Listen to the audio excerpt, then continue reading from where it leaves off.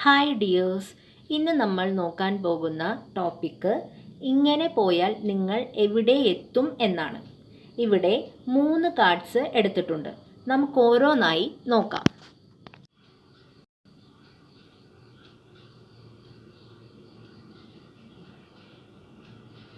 Page of wands,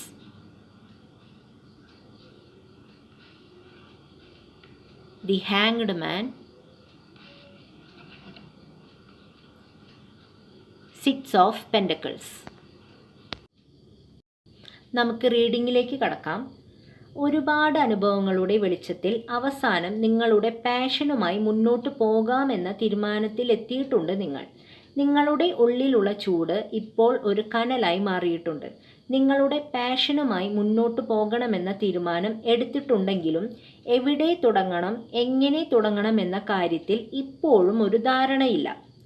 നിങ്ങൾക്കുള്ള guidance എന്താണെന്നാൽ, പോകുന്ന വഴിയിൽ പല ചലഞ്ചസും നേരിടേണ്ടി വന്നാലും നിങ്ങളുടെ ഉള്ളിലെ പാഷൻ്റെ കനൽ കെടാതെ സൂക്ഷിക്കുക. ഓരോ തടസ്സങ്ങളും പുതിയ അവസരങ്ങളാക്കി മാറ്റുക. ലൈഫിനെ വേറൊരു ആംഗിളിൽ കൂടി കാണുവാൻ ശ്രമിക്കുക. ചെറിയ തോൽവികൾക്കൊന്നും നിങ്ങളെ തളർത്തുവാനാകില്ല എന്ന് മനസ്സിലാക്കുക.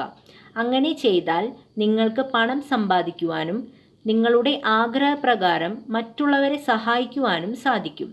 നിങ്ങൾ ഇതുവരെ ചെയ്തു വന്ന എല്ലാ നല്ല കർമ്മകൾക്കുമുള്ള പ്രതിഫലം നിങ്ങൾക്ക് കിട്ടിത്തുടങ്ങും.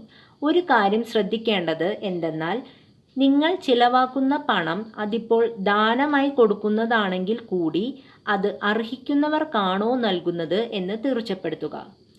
Thank you dears.